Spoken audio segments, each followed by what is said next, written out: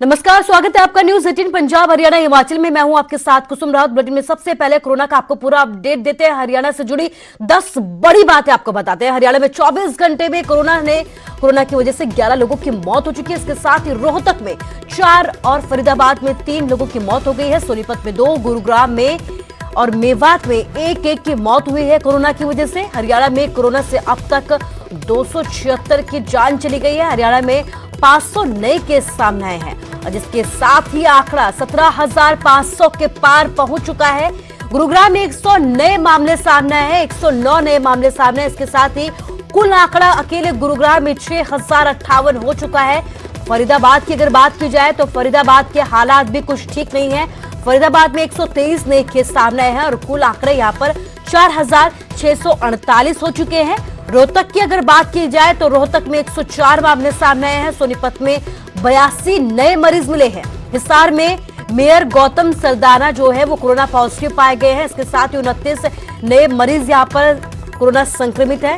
इसके साथ ही संक्रमित बीजेपी एमपी बृजेंद्र सिंह के संपर्क में आए थे, जिसके बाद मेयर कोरोना पॉजिटिव पाए गए हैं। तो लगातार हरियाणा में हालात बिगड़ते जा रहे हैं और अब आलम यह है कि अधिकारी हो, मंत्री हो या संतरी, सभी इसकी जद में आने में लगे हैं।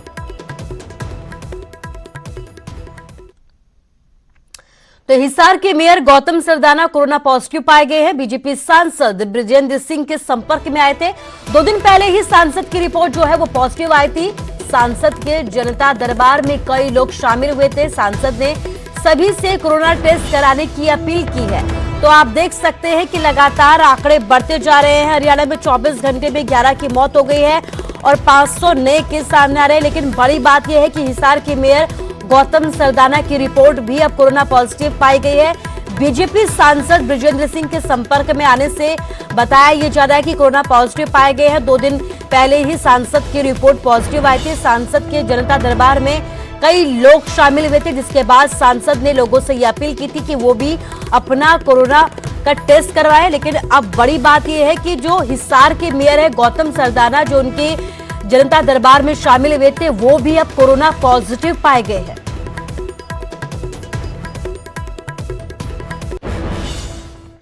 और पंजाब का पूरा अपडेट आपको देते हैं। पंजाब में 6,500 के पार कोरोना के केस पहुंच चुके हैं। 24 घंटे में 150 से ज्यादा केस सामने आए हैं। संगरूर की अगर बात की जाए तो संगरूर में 40 और पटियाला में 30 नए केस सामने आए हैं। जालंधर में 17 और लुधियाना में 22 केस सामने आए हैं। नवांशहर की अगर बात की जाए तो 28 और नए केस सामने आए हैं और गुरदासपुर में 11 नए मरीज कोरोना के मिले हैं। पंजाब में कोरोना से 5 और लोगों की मौत हो गई। लुधियाना में 2 और भटिंडा में 1 की मौत हुई है। संगरूर फतेहगढ़ साहिब में भी कोरोना की वजह से एक मरीज ने दम तोड़ दिया है। पंजाब में अब तक 171 लोगों की कोरोना की वजह से जान चली गई है और पंजाब में अब तक 4,500 लोग कोरोना को मात भी दे चुके हैं।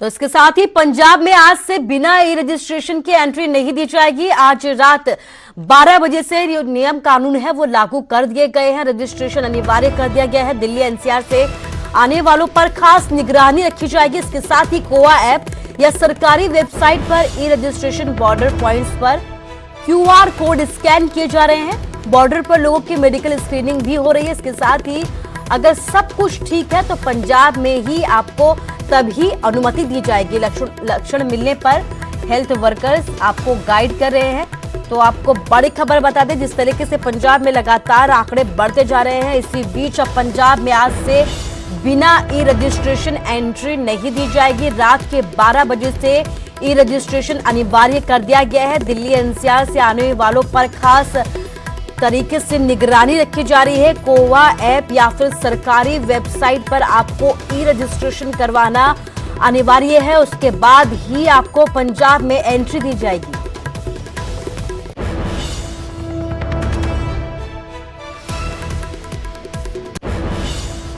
और खबर चंडीगढ़ से है। चंडीगढ़ में कोरोना ने फिर रफ्तार पकड़ ली है। लंबे वक्त के बाद एक ही दिन में 21 नए केस सामने हैं। शिक्षा विभाग के 9 कर्मचारी कोरोना पॉजिटिव मिले हैं। इसके साथ ही शिक्षा विभाग का दफ्तर अगले आदेशों तक के लिए बंद कर दिया गया है।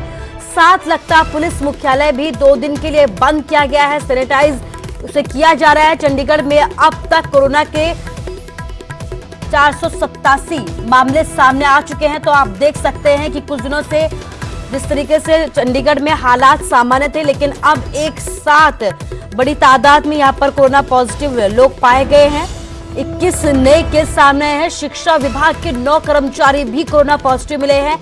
शिक्षा विभाग का दफ्तर अगले आदेशों तक के लिए फिलहाल के लिए अब बंद कर दिया गया है। इसके साथ ही 7 लखता पुलिस मुख्यालय भी 2 दिनों के लिए बंद कर दिया गया है। चंडीगढ़ में अगर टोटल आंकड़ों की बात की जाए तो 487 यहां पर टोटल आंकड़े हो चुके हैं, लेकिन बड़ी ही तेजी के साथ एक बार फिर चंडीगढ़ में जो है कोरोना ने रफ्तार पकड़ी है। पिछले कुछ दिनों से हालात सामान्य थे, लेकिन अब लंबे वक्त के बाद 21 नए केस सामने आने से चंडीगढ़ में हड़कंप मच गया है।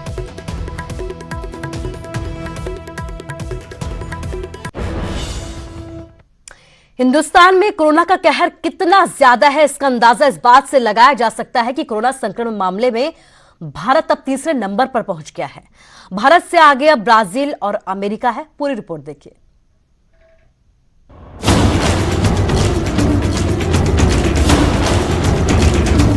दुनिया भर में कोरोना का कहर जारी है, लेकिन भारत में कोरोना का कहर इतना ज्यादा है कि संक्रमण के मामले में रूस को भी पीछे छोड़ दिया है।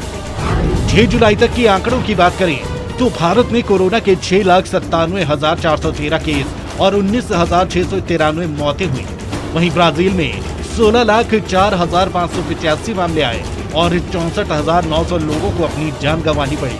जबकि अमेरिका में सबसे ज्यादा 29,82,928 केस आए और 1,32,569 लोगों की कोरोना से मौत हो गई। हिंदुस्तान में हर दिन कोरोना का बड़ा विस्फोट हो रहा है और उन 5 राज्यों के आंकड़ों पर भी नजर डालते हैं जहां सबसे ज्यादा केसेस सामने आए। आंकड़ों के मुताबिक कोरोना के सबसे ज्यादा केस महाराष्ट्र में है, जहां आंकड़ा 2 लाख के पार कर गया है, तो 8,000 से ज्यादा लोगों की मौत भी हुई। वहीं तमिलनाडु दूसरे नंबर पर है, जहां 1,11,000 से ज्यादा केस और 1,500 से ज्यादा मौतें हुई। तीसरे नंबर पर दिल्ली है, जहां आंकड़ा 1 लाख तक पहुंच गया है और 3,000 से ज्यादा लोगों की मौत हुई। गुजरात चौथे नंबर पर है, जहां 36,000 से ज्यादा मामले आए, 1,900 से ज्यादा लोगों की जान गई। और 5वें नंबर पर है उत्तर प्रदेश, जहां 27,000 से ज्यादा केस और 700 से ज्यादा लोगों की मौत हुई। जुलाई महीने के 6 दिनों का आंकड़ा दिखाते हैं जब हर दिन कोरोना के मामलों में जबरदस्त बढ़ोतरी हुई।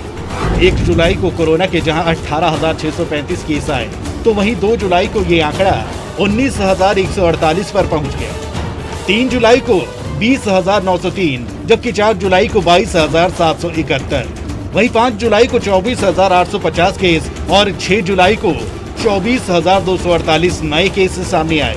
हालांकि कोरोना को मात देने में भारत कई देशों की तुलना में काफी आगे है। देश में रिकवरी रेट 60% से ज्यादा हो गया है। 7 राज्य और केंद्र शासित प्रदेश ऐसे हैं जहां स्वस्थ होने वाले मरीजों की दर 75% से ज्यादा हो गई है। 4 राज्यों में तो रिकवरी रेट 80% से ज्यादा है और कोरोना को मात देने में चंडीगढ़ टॉप पर है। यहाँ 86.06% मरीज रिकवर हो गए हैं। बढ़ते खतरे के बीच उम्मीद की किरण 15 अगस्त पर टिकी है, जब कोरोना की वैक्सीन लॉन्च हो सकती है। Bureau report, news 18। और अब आपको कॉलेज यूनिवर्सिटी की परीक्षाओं से जुड़ी बड़ी खबर आपको बताते हैं। आपको बता दें कि रद्द नहीं होंगी फाइनल ईयर की परीक्षाएं। यूजीसी ने इम्तिहानों पर नई गाइडलाइंस जारी कर दी है। गाइडलाइंस में फाइनल ईयर के इम्तिहान अनिवार्य बताए गए हैं। हालात के मुताबिक ही सितंबर तक परीक्षाएं हो सकती हैं। ऑनलाइन परीक्षा किए जाने पर भी छूट दी जा सकती है। पंजाब सरकार रद्द कर चुकी है सभी इम्तिहान और अब नई गाइडलाइंस के बाद फैसले में बदलाव संभव है। तो बड़ी खबर हम आपको बता रहे हैं, कॉलेज यूनिवर्सिटी की परीक्षाओं को लेकर एक बड़ी खबर, रद्द नहीं होंगी फाइनल ईयर की परीक्षाएं। यूजीसी ने इम्तिहानों पर नई गाइडलाइंस जारी कर दी है। गाइडलाइंस में फाइनल ईयर के इम्तिहान अनिवार्य बताए गए हैं। हालात के मुताबिक सितंबर तक जो है परीक्षाएं की जा सकती हैं। ऑनलाइन परीक्षा करवाए जाने की भी छूट दी गई है। पंजाब सरकार पहले ही सभी जो परीक्षाएं हैं वो रद्द कर चुकी है एहतियात के तौर पर, और अब नई गाइडलाइंस के बाद ही फैसले में बदलाव के संभव बताया जा रहा है।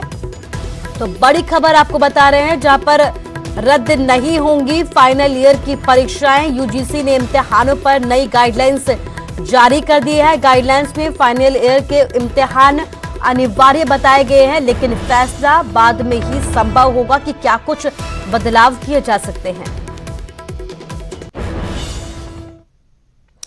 बड़ौदा उपचुनाव के लिए सभी पार्टियों ने अपनी ताकत पूरी तरीके से झोंक दी है, लेकिन इस दौरान सभी दलों के नेता सोशल डिस्टेंसिंग के भी जमकर धज्जियां उड़ा रहे हैं। सियासत के चक्कर में लोगों की जिंदगी को खतरे में डाल रहे हैं। इस पूरी रिपोर्ट को देखिए कि क्या कुछ नियम कानूनों की धज्जियां उड़ाई जा रही है।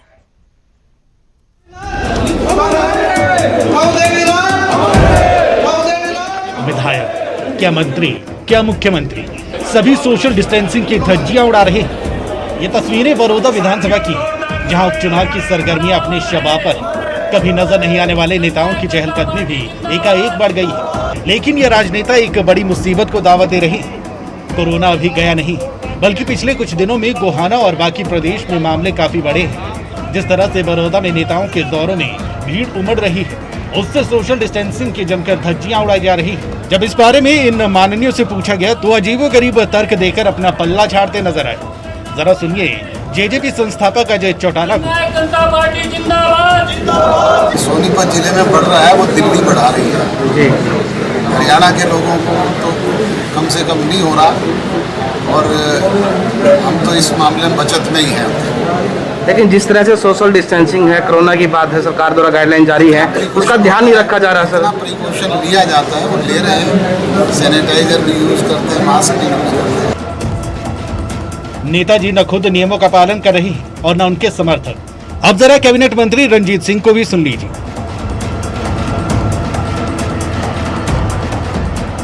लोगों को ये दिखे कि अच्छे अच्छे चेहरे शहर के, इलाके के, स्टेट के आ रहे हैं, तो लोग तो मिलने आएंगे। उनकी डेमोक्रेसी हम कैसे रोक सकते हैं? ये कोई खाड़ी देश तो है नहीं कि वे तुम आगे नहीं आओगे, टाइम खड़े हैं।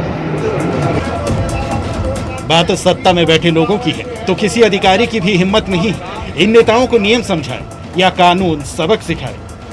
गोहाना से कांग्रेस विधायक जगबीर सिंह मलिक ने इस लापरवाही के लिए गठबंधन सरकार को आड़े हाथों लिया। जब भी इनके मंत्री तब इलेक्शन लड़ने के लिए बड़ौदा में आ जाते हैं, बड़ौदा में इलेक्शन टूर शुरू कर दिए इनके मंत्रियों ने। एग्रीकल्चर मिनिस्ट्री आए और पावर मिनिस्ट्री आए, क्या सोशल डिस्टेंसिंग का पालन हो रहा है? जहाँ भी ये कहते ये अपने खुद तो ये कर लेते, दूसरों को ये कहते सोशल डिस्टेंसिंग नहीं कर रहे। कोरोना से बचाव के लिए सरकार अखबारों में बड़े बड़े इश्तिहार के जरिए लोगों को नियम कायदे सिखा रही है, लेकिन सरकार के अपने नुमाइंदों का ये हाल है जो कोरोना जैसी महामारी को हल्के में लेकर हल्के के लोगों की जिंदगी के साथ खेल रही है। ये सब सियासत के लिए हो रहा है। वोट के आगे सब कुछ सस्ता नजर आ रहा है। और सोमवार को हरियाणा कैबिनेट की बैठक हुई, जिसमें कई बड़े फैसले लिए गए हैं। इंडस्ट्री में 75% हरियाणा के युवाओं को ही नौकरी दिए जाने का फैसला लिया गया है। ग्रुप सी और डी में नौकरी के लिए भी नए नियम जारी किए गए हैं। सीएम का ये कहना है एक जिले में 10% युवाओं को रखना होगा, ये जरूरी बताया गया है। पंचकुला नगर निगम से कालका को अलग कर दिया गया है, कालका को बनाया गया है नगर परिषद। बैंकों से किसानों के लेन देन पर भी स्टाम्प फीस माफ करने का फैसला लिया गया है। इसके साथ ही आधा एकड़ से 2.5 एकड़ तक की जमीन पर बना जो फार्म हाउस है वो अब बना सकेंगे। तो कई अहम फैसले हरियाणा कैबिनेट की बैठक में लिए गए हैं। सोमवार को हरियाणा कैबिनेट की बैठक हुई है, जिसमें कई बड़े बड़े फैसले लिए गए हैं। इंडस्ट्री में 75% हरियाणा के युवाओं को ही नौकरी दिए जाने की बात कही गई है। ग्रुप सी और डी की नौकरी के लिए ये नियम लागू होंगे। सीएम मनोहर लाल की तरफ से ये दिशा निर्देश जारी किए गए हैं। इसके साथ ही एक जिले में 10% युवाओं को रखना अब जरूरी होगा, उनकी नौकरी की व्यवस्था करना बेहद जरूरी होगा। पंचकुला नगर परिषद से कालका को भी अलग कर दिया गया है, कालका को अब नगर परिषद बना दिया गया है। बैंकों से किसानों से लेन देन की स्टाम्प फीस भी माफ करने का फैसला किया गया है। जो लोग हरियाणा के कर्मचारियों को अपने यहाँ काम देंगे, जिससे दोनों पार्टियों के मैनिफेस्टो में लिखा है, हमने भारतीय जनता पार्टी के मैनिफेस्टो में लिखा कि 95% अगर कोई टच कर जाता है हरियाणा के लोगों को प्लेसमेंट में, हम उनको स्पेशल इंसेंटिव देंगे। हमारे जेजेपी के प्रावधान उन्होंने भी अपने लिखा था कि 75% जो है वो हरियाणा के लोगों को एम्प्लॉयमेंट मिले, ऐसा उनकी ओर से भी आग्रह था। तो आज हमने 75% से लेकर 95% तक इसको प्रावधान को आगे बढ़ाने के लिए अपने यहाँ सैद्धांतिक रूप से अपना मन बनाया है। पंचकुला नगर निगम अलग और कालका नगर परिषद इसको अलग कर दिया है और अब इसमें दोनों इकाइयाँ स्वतंत्र रूप से इनका चुनाव होगा। 100 एकड़ की कंडीशन ख़त्म कर दी है। इंडिविजुअल प्लॉट भी आधा एकड़, 1 एकड़ या 2.5 एकड़ तक जहाँ कहीं इंडिविजुअल प्लॉट पर वो अपना फार्म हाउस बनाना चाहता है उसकी परमिशन भी हमने दे दी है। तो वहीं बड़ौदा उपचुनाव को लेकर सियासत तेज हो गई है। बड़ौदा की सीट पर इस बार भी कांग्रेस का कब्जा होगा, ये कहना है कांग्रेस की तरफ से ये दावा किया गया है। बीजेपी की विफलताओं और अपनी उपलब्धियों के साथ कांग्रेस मैदान में उतरेगी, कहना है पूर्व सीएम भूपेंद्र सिंह हुड्डा का। इसके साथ उन्होंने लोकसभा का चुनाव बड़ौदा से ही जीता था। हुड्डा की तरफ से ये सभी तरह के दावे किए गए हैं। 75% आरक्षण में कोई बात नहीं कही गई है। तो बड़ौदा उपचुनाव को लेकर आप देख सकते हैं कि किस तरीके से सियासत तेज हो गई है। बड़ौदा की सीट पर इस बार भी कांग्रेस का कब्जा होगा, ये कहना है हरियाणा के पूर्व सीएम भूपेंद्र सिंह हुड्डा का। बड़ौदा विधानसभा सीट के उपचुनाव को लेकर सरगर्मियां तेज हो गई हैं। कांग्रेस ने मैदान में आकर ताल ठोक दी है और आज बाकायदा कांग्रेस के विधायक दल की बैठक हुई है, जिसकी अध्यक्षता विधायक दल के नेता भूपेंद्र सिंह हुड्डा पूर्व मुख्यमंत्री ने की है। हमारे साथ हैं इस वक्त। हुड्डा साहब, सबसे पहले तो जो उपचुनाव होना है उसके लिए आज डिस्कशन हुआ है, क्या डिसाइड किया पार्टी ने, क्या मुख्य नीति के साथ जा रहे हैं? सारे विधायकों ने सब एक होकर संगठित होकर पूरे उससे लड़ना है, क्योंकि ये बड़ौदा का इलेक्शन जो है ये राजनीतिक दशा बदलेगा और इस सरकार का जो है पतन शुरू होगा। पारंपरिक रूप से ये यहाँ पर आपकी पार्टी का होल्ड रहा है और पर्टिकुलरली आपका होल्ड रहा है, और क्या आपको लगता है कि चुनौती है कहीं से बीजेपी जजपा की तरफ से? आपको लगता है कोई चैलेंज दे पाएंगे आप? नहीं, कांग्रेस भारी बहुमत से जीतेगी। हुड्डा साहब, आपने चैलेंज किया मुख्यमंत्री को कि आए दम है तो चुनाव लड़ें, लेकिन मुख्यमंत्री कह रहे हैं कि हुड्डा साहब तो चुनाव वहां से लड़ चुके हैं, बड़ौदा भी उसी सीट पे आता है, तो चुनाव लड़ने की कोई बात नहीं है, उनके बेटे भी चुनाव लड़ चुके हैं। इसको कैसे देखते हैं इस बयान को? मैं तो 4 बार रहा हूँ, वहाँ से सांसद रहा हूँ, 5 बार विधायक रह चुका हूँ, अभी तो मुख्यमंत्री जी की दूसरी टर्म है। लेकिन पिछला चुनाव की बात करते हैं, हार जीत की बात करते हैं, बड़ौदा में तो उस समय भी जीता था और हमारा विधायक भी जीता था। ये तो विधानसभा के चुनाव तो लोकसभा के चुनाव के बाद लोकसभा के मुद्दे और होते हैं, विधानसभा के और हैं। सरकार के जो राज्य सरकार है वो विफल सरकार है, लोग इस बात को समझते हैं। सर, आपने कहा कि विफलताओं को लेकर आप जाएंगे, लेकिन क्या आपने जो 10 साल काम किए वो भी आपके प्रमुख मुद्दे रहेंगे? जब भी तो मैंने कहा है, जब उन्होंने कहा भी हमने इतना काम किया है, हम तो फेल हैं, हम तो हारे हुए हैं, मैंने कहा यही बात है तो आप क्यों नहीं क्या हम 2024 तक क्यों इंतजार करें? आ जाए चुनाव लड़ दें, मैं भी लड़ दूंगा। हमारा भी क्लेम है कि हमने विकास किया है, यहाँ का उनका भी है, लोगों को फैसला करने दें बड़ौदा के लोग। अंतिम सवाल है मेरा, 75% आरक्षण दिया है प्राइवेट नौकरियों में, आज सैद्धांतिक मंजूरी हरियाणा कैबिनेट ने दी है, इसको आप कैसे देखते हैं? तो पहले से है, कोई नई बात नहीं है, ईएमपी 2011 में है। पूर्व मुख्यमंत्री भूपेंद्र सिंह हुड्डा कह रहे हैं कि बड़ौदा विधानसभा सीट पर कांग्रेस की जीत तय है और बड़े बहुमत के साथ कांग्रेस ये चुनाव जीतने जा रही है। और जहां तक 75% आरक्षण की बात है प्राइवेट नौकरियों में, तो ये कोई नई बात नहीं है, फैसला पुराना है। चंडीगढ़ से कैमरामैन राजेंद्र कुमार के साथ मनोज। बरगाड़ी बेअदबी मामले में राम रहीम की मुश्किलें बढ़ गई हैं। एफआईआर में राम रहीम का नाम जोड़ा गया है। पावन स्वरूप की चोरी के मामले में भी राम रहीम का नाम इस एफआईआर में जोड़ा गया है।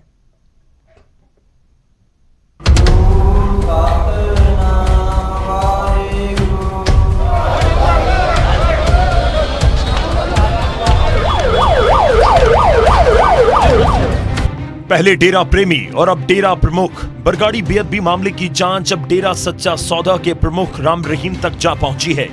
डेरा प्रेमियों को एसआईटी गिरफ्तार कर चुकी है और अब शिकंजा राम रहीम पर कसा जा रहा है। 2015 में बुर्ज जवाहर सिंह वाला में जिन पावन स्वरूप की चोरी से सिलसिलेवार बेअदबियों की शुरुआत हुई थी, उसी की एफआईआर में अब गुरमीत राम रहीम का नाम भी जोड़ दिया गया है। 7 ਦੀ ਅਰੈਸਟ ਹੋਈ ਸੀ, 5 ਜਿਹੜੇ ਜੁਡੀਸ਼ੀਅਲ ਗਏ ਨੇ, 2 ਦੀ ਆਲਰੇਡੀ ਡਿਫਾਲਟ ਬੇਲ ਸੀ ਜਿਹੜੀ ਮੰਨ ਲਈ ਗਈ ਸੀ, ਤੇ 4 ਨਵੇਂ ਜਿਹੜੇ ਅਕਿਊਜ਼ ਨੇ ਉਹਨਾਂ ਦੇ ਵਿੱਚ 3 ਨੈਸ਼ਨਲ ਕਮੇਟੀ ਮੈਂਬਰਸ ਨੇ ਤੇ ਚੌਥੇ ਜਿਹੜੇ ਉਹਨਾਂ ਦੇ ਕੀ ਨਾਮ ਹੈ ਗੁਰਮੀਤ ਸਿੰਘ ਅਲੀਅਸ ਬਾਬਾ ਗੁਰਮੀਤ ਰਾਮ ਰਹੀਮ ਸਿੰਘ, ਇਹਨਾਂ 4 ਦੇ ਖਿਲਾਫ ਜਿਹੜੀ ਹੈ ਸ਼ਹਾਦਤ ਇਕੱਠੀ ਹੋਈ ਹੈ ਤਿੰਨ ਦੇ ਅਸੀਂ ਵਾਰੰਟਸ ਮਾਨਯੋਗ ਅਦਾਲਤ 'ਚ ਵਾਰੰਟਸ ਦੇ ਅਪਲਾਈ ਕੀਤੇ ਨੇ ਤੇ ਚੌਥੇ ਜਿਹੜੇ ਆਲਰੇਡੀ ਜੇਲ੍ਹ ਦੇ ਵਿੱਚ ਨੇ ਸੁਨਾਰੀਆਂ ਜੇਲ੍ਹ ਉਹਨਾਂ ਦੇ ਲਈ ਅਸੀਂ ਇਨਫੋਰਮ ਕੀਤਾ। ਉਹਦਾ ਅਸੀਂ ਅਗਲਾ ਪ੍ਰੋਸੀਜਰ ਜਿਵੇਂ ਇਹਨਾਂ ਦੀ ਹੋਰ ਸਹਾਦ ਤਫਤੀਸ਼ ਹੋਊਗੀ। एसआईटी की अब तक की जांच बेहद हैरान करने वाली है। बेअदबी क्यों की गई, इसका जवाब भी एसआईटी ने अब ढूंढ लिया है। एसआईटी के मुताबिक जब पंजाब में धार्मिक सिख नेता डेरा प्रेमियों को डेरे के साथ तोड़कर गुरु ग्रंथ साहब के साथ जोड़ना शुरू कर रहे थे तो डेरा प्रेमियों के अंदर बदले की भावना पैदा हुई और उसका बदला लेने के लिए ही डेरे की तरफ से ये बेअदबी की साजिश रची गई। 3.5-4 ਮਹੀਨੇ ਜਦ ਗੁਰੂ ਗ੍ਰੰਥ ਸਾਹਿਬ ਚੋਰੀ ਰੱਖਿਆ, ਸਟੋਲਨ ਪ੍ਰੋਪਰਟੀ ਮਤਲਬ ਮੈਂ ਵੈਸੇ ਕਹਿਣਾ ਨਹੀਂ ਚਾਹੁੰਦਾ ਗੁਰੂ ਗ੍ਰੰਥ ਸਾਹਿਬ, ਪਰ ਸਿੰਸ ਸਰੂਪ ਨੂੰ ਚੋਰੀ ਕਰ ਲਿਆ ਤੇ ਇਹਨਾਂ ਨੇ ਰੱਖਿਆ ਜਿੱਥੇ, ਤਾਂ ਉਹਨੂੰ ਅੱਗੇ ਰੱਖਣਾ ਤੇ ਉਸ ਤੋਂ ਬਾਅਦ ਇਹ ਡਾਇਰੈਕਸ਼ਨਸ ਵੀ ਰੱਖੋ ਹਾਲੇ ਸਾਂਭ ਕੇ, ਅਸੀਂ ਤੁਹਾਨੂੰ ਦੱਸਾਂਗੇ ਕੀ ਕਰਨਾ। ਉਸ ਤੋਂ ਬਾਅਦ ਜਿਹੜੇ ਇਹ ਅੰਗ ਖਿੰਡਾਉਣ ਤੋਂ ਬਾਅਦ ਇਹਦੀ ਜਿਹੜੀ ਹੈ ਫਾਈਨਲ ਜਿਹੜੇ ਰੈਮਨੈਂਟਸ ਗੁਰੂ ਗ੍ਰੰਥ ਸਾਹਿਬ ਦੇ ਸੀ ਉਹਨਾਂ ਦੀ ਡਿਸਪੋਜ਼ਲ ਉਹ ਸਾਰੀ ਉਤਲੇ ਡੇਰੇ ਦੀ ਕੰਸਲਟੇਸ਼ਨ ਨਾਲ ਹੋਈ ਹੈ। ਦੈਟ ਇਜ਼ ਦਾ ਰੀਜ਼ਨ ਕਿ ਵੀ ਆਰ ਸਾਨੂੰ ਇਹ ਜਿਹੜਾ ਸਕੋਪ ਕਨਸਪੀਰੇਸੀ ਤੇ ਇਹ ਜਿਹੜਾ ਐਂਗਲ ਅੱਗੇ ਹੈ। 3.5-4 ਮਹੀਨੇ ਜਦ ਗੁਰੂ ਗ੍ਰੰਥ एसआईटी के प्रमुख खट्टर ने एक और भी दावा किया कि बुर्ज जवाहर सिंह वाला में से जो गुरु ग्रंथ साहब का स्वरूप चोरी किया गया, डेरा प्रेमियों ने उसको 3 महीने तक संभाल कर रखा और बेअदबी करने के लिए ऊपर से आने वाले आदेशों का इंतजार किया।